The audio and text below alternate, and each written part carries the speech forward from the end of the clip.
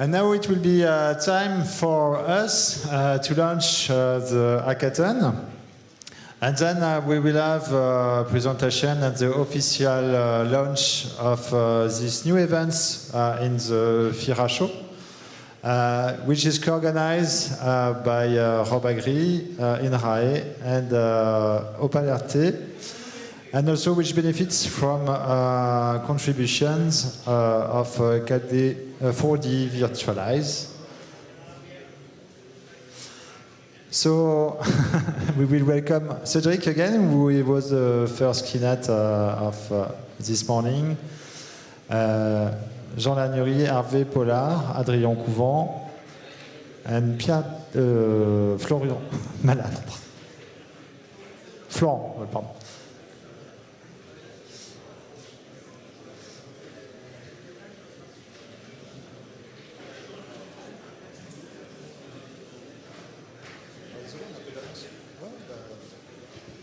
So the presentation of the FIRA Hackathon is supposed to be on the laptop.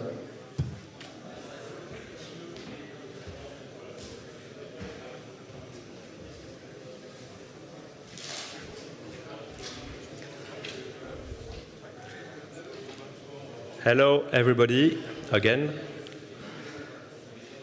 That's a pleasure for me to introduce the first hackathon hosted by and organized by the Grand Défi in the frame of the FIRA. So I will have a few words to introduce why we are doing that, and after that I will let other people to explain more in detail what is going to happen during the coming hours.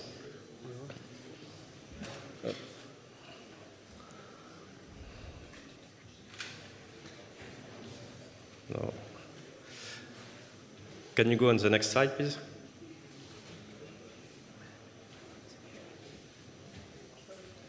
So.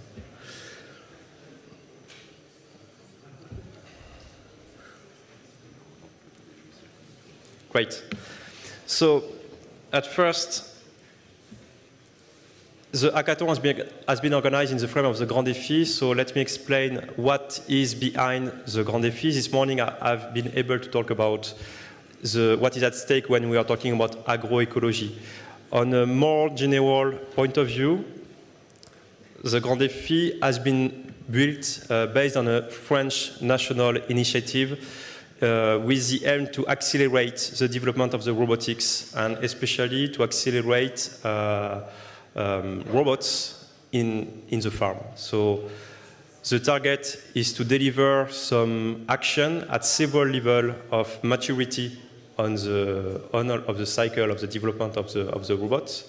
At first, we are going to have some action at the research level. We are going to work on concepts, especially for agroecology, just like I've talked this morning about this kind of concept, but we are also going to give tools to manufacturers to help them to go further on the market. So basically what we are going to do is to deliver to them a framework, method, tools, algorithm, open source software, and so on to help them to go fast and to go with the minimum risk on their design and development phase in order to test robots on the field as soon as possible. And the third part of the Grand Défi is to ensure that we are able to share the knowledge and to promote the technologies to the farmers and to be able to deliver some test references for them to be able to understand what is at stake, what will be the performances of the new equipment they are going to purchase, and how they can use that efficiently. So the hackathon is fully in the second step of that approach, where we are going at first to try to deliver to manufacturers and to solution providers some tools to help them to go faster on the market.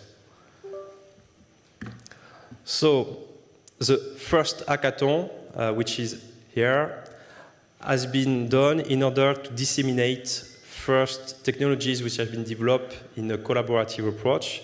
And especially, I will let the other speaker after that to explain more in detail what is at stake behind that hackathon. But there is three topics and 2 phases. The first phase has been opened a few months ago. It has been open to everybody. Several applicants has tried to work at first, virtually speaking, on a simplified approach to develop 3 challenges to make some path planning, obstacle detection, and obstacle avoidance. And after that first phase, which has been done virtually, we have selected a few teams, and right now we are going to launch the final phase where we are going to work on new and more robust physical simulators, and that's the very beginning of that first final phase. So thank you for your attention. Yeah, just explain that. So we are going to start just very pragmatic approach. The location for the hackathon is in the rear of the parking for exhibition. So you need to go on the exhibition parking, and the bâtiment, the location is there.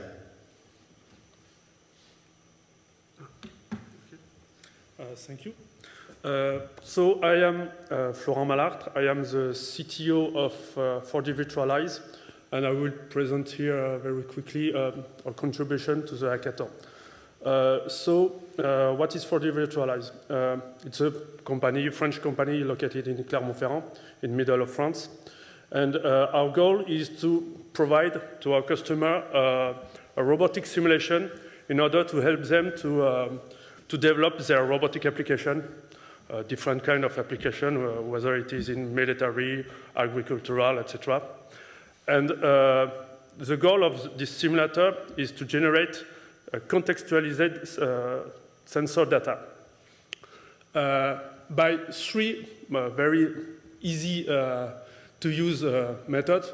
Just define the test environment where you put the robot, put your sensors, for example. Usually for a robotic application you need sensors, and run the simulator in a few minutes in order to have a real context application to confront your algorithm to this world.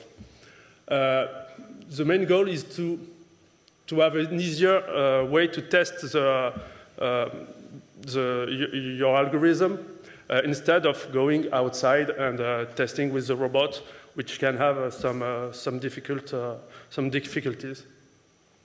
And test, validate under closed condition the use case in a very EV way, if you want, and by something that is up to us by the exploitation of a plug-and-play connection with your embedded hardware, which means that you have a one-on-one relationship between the connection of your real robot with your real application, and between our robotic simulator with your algorithm. So you don't have to do any modification in order to test whether with the real environment and the real robot than with the robotic simulator. Few steps to do that. First, define the context. So you have to put the environment, the robot, of course, and some life inside the simulation in order to be just as real as possible as your real context, by putting some other pedestrian, other vehicles that can be autonomously controlled by the simulator this time, and put some difficulties, some increasing difficulties with your algorithm grow in your application needs. For example, putting some snow, some rain, etc. Some other bothering objects inside your environment. And just like in reality, you have to put your robotic sensors camera, rangefinders, some GNSS positioning systems, with the same interface as the real robot, whether it could be an Ethernet connection for your cameras, whether it could be some USB cable, or even some more specific things, just like ROS topics, etc., in order to create the same environment as in reality. And after that, with all of these things, we have the philosophy to do it very quickly. Your work is to work on your algorithm and not to work to understand fully what could be a robotic simulator. So after that process, that can be very quick, you connect the simulator to your robotic application, and you run it, and now you take part of doing your work on your robotic application. So that's the main philosophy of the tool. And thanks to that simulation effect, you can have some different use case that can be put inside the simulation, which means sometimes you have difficulties to access to your work. For example, here for agricultural field, you have to bring your tractor to the field. It can take a lot of time. It can be you need the tractor to be available, etc., etc. Within a robotic simulation, it's easier to do that things. So logistics is easier. After that, if you want to test your application in fog condition, in rainy condition, you don't have to wait for outside to be raining, etc., etc. So that's thanks to that, you can adjust the cursor of the difficulties of your application in order to address all the use case of what will be your robotic application in reality. And that to test and debug your algorithm very heavily for all the perception systems, the autonomous navigation, all of that, all stuff that can be addressed using a robotic application. And thanks to things that we have made ourselves, you can connect instantly to your embedded computer. You can improve the reliability of your algorithm thanks to a sort of a batch process that can add a lot of different variability of your scenario, for example, but by changing the position, the starting position of the vehicle, changing the condition of the weather, things like that.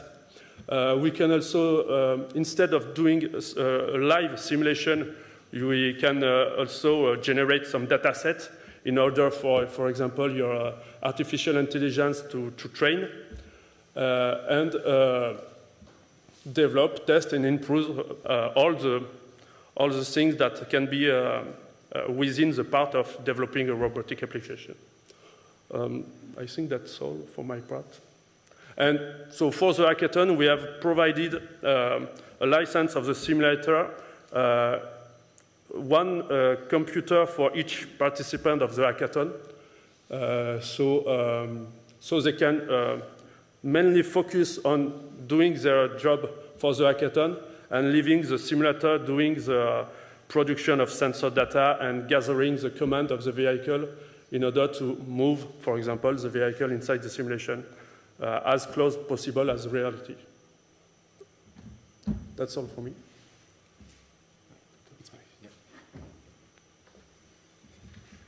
Thank you, Florent.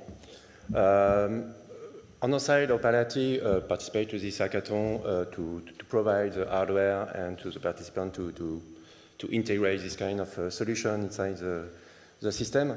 But first, I would like to show you what is Opalati. Opalati is not a small one company. It's a Canadian company established in Montreal. And today we are more than 400 employees in the world, and our main focus is really on the R&D development and the simulation solution. So we come from power system and power electronic system. So mainly our customers are in France, EDF, FIRA, but we work today on automotive and aeronautic business, and of course, agriculture. So in 2018, I co-founded Robotique Intelligent Transport System based in Lyon, in France, where we have the responsibility to develop the new product for Robotique, mainly focus on intelligent system and mainly on AD and robotic system. So today we collaborate a lot with 4D Virtualize to deploy 4D around the world, not only in France, but everywhere in the world, because we have many offices in the world where we have the capability to support all our customers in the world. It's our strength in this business because we have the capability to support all customers technically and physically directly in the office to validate and develop their solution. Our idea and our concept in Robotique, and the hackathon is already there to validate it, is to provide a simulation tool. For the simulation, we are based on the model from 4D Virtualize, where you have the capability to validate and simulate your software. As Florent said just before, you have the capability to connect your software directly to inside the computer and directly to 4D Virtualize. But it's not enough. After that, you need to have your hardware.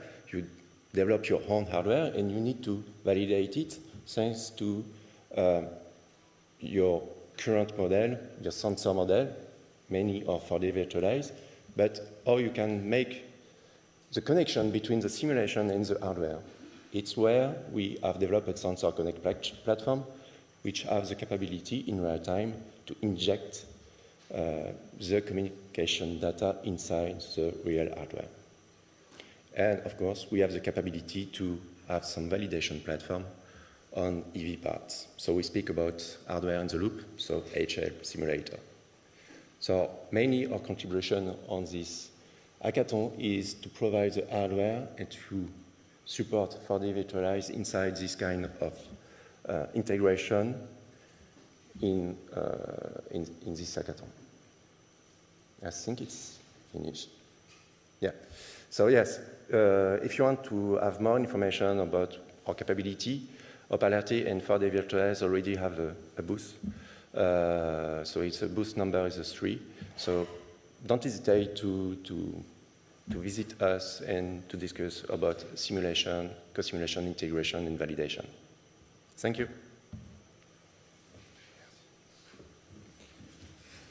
Hello, I am Jean Lannery.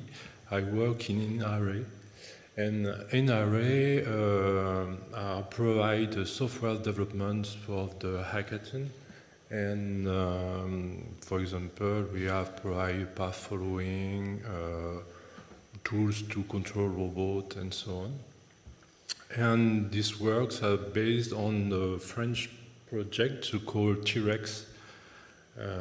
This project, the aim of this project is to share robots between the researcher community in France and users. These robots are shared by several institutes in France, like INRAE for us, for example, but other laboratories like XLIM from CNRS or Institut Pascal and so on. We share, in fact, for the moment, 9 robots. We have several kinds of robots with heterogeneous mode of locomotion. And we also provide a digital twin of our robot, but also of the farm environment, a farm who is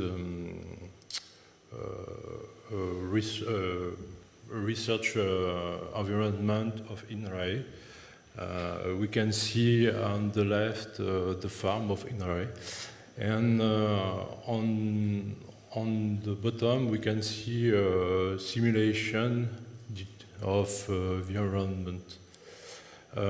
We simulate the farm, the fields, the vegetables, and the robots under a gazebo and with 40 virtualize. Finally, we can you can find our development on GitHub. For example, in T-Rex project, the laboratories will share some algorithms. Here in the hackathon, we have only INRAE provide some software, and you can find this software in the repository on GitHub.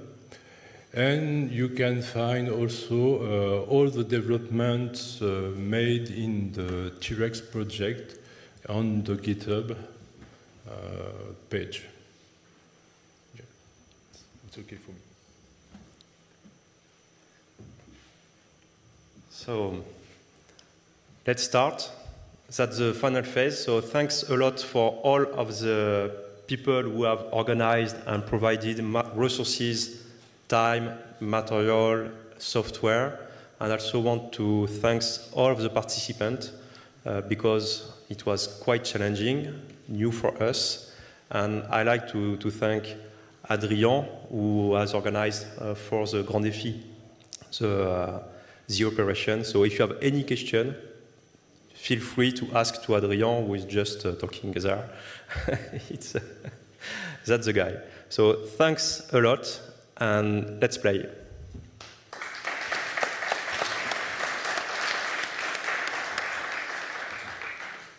Maybe we can have some questions, but first of all, when the results will be announced?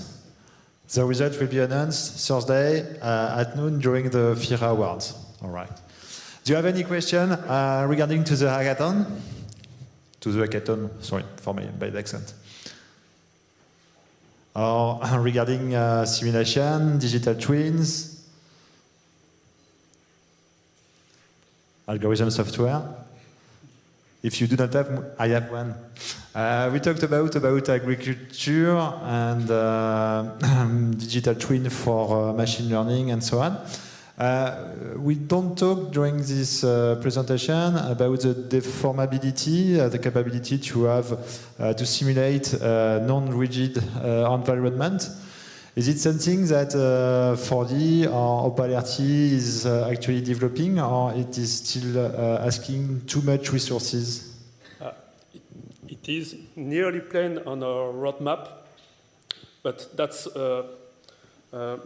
we have got not difficulties, but we know that it will take time to include some deformable things inside the simulation because it will have impact on all the other stuff of the simulation in order to modify how the sensor could sense the data, how it will have impact on visual things, etc. It will have impact on all the simulation, so we will have a lot of time to develop the deformable things inside the simulation. That because instead of a video game, in a video game you just see things that are deformables. You don't need just in a robotic application to gather the ground truth of the fruits, of the vegetables, in order to check the accuracy of your robotic application. And as a robotic simulator, we need to provide to our customers that kind of information in order to check the accuracy of their application. So that's why it will have an impact on all all the development of the simulator. So we still have to think about it in order to include it inside the simulator. And of course, because it will take some computation time more than with non-deformable objects. So what will be the impact on the simulation, and beyond of that, on the robotic application that is tested. So we have to check all of that before trying to develop that kind of feature, new feature. Okay, thank you so much. Is there any question? So, if not, thank you very much. We can see directly the hackathon, which is settled next to the demo zone. I'm okay, because I haven't the time to go there, so I suppose it's around there. There is no sign, so you need to enter the exhibition parking and to go on the in the rear of the parking. So. Okay, and then anybody can have a look and see all the team working directly on the simulation testbed and fighting on the hackathon. Thank you so much.